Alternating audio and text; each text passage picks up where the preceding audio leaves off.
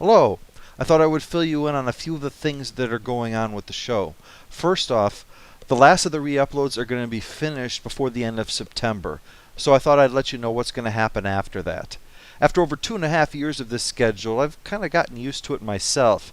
At the same time, doing 3 full reviews every week just isn't something that I can do long term. It's going to eventually get overwhelming, and the review is going to suffer for it.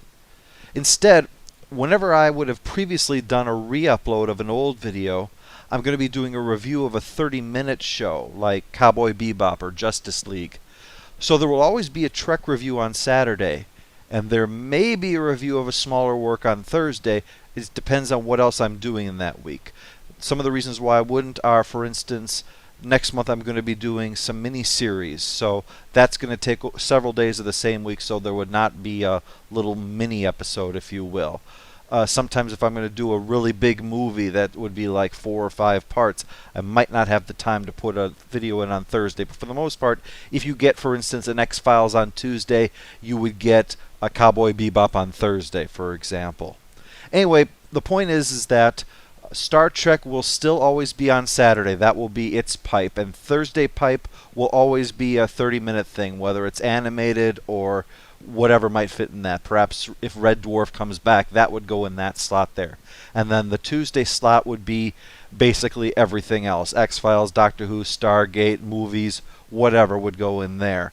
That should hopefully help not clog that one up as badly as it has been clogged. So the Trek stuff will move the fastest. 30-minute stuff will move not as fast, but faster than everything else.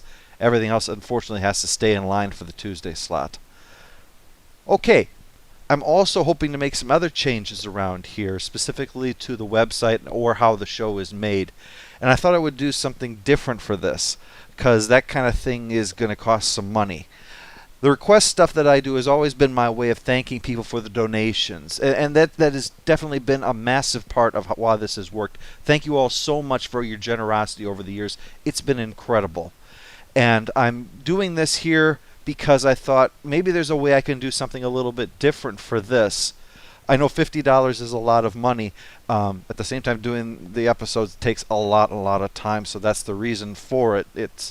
But anyway, I'm getting off the subject. The point is that I wanted to try to come up with something else here that wouldn't be as much, that could help out and maybe give you some other kind of reward too.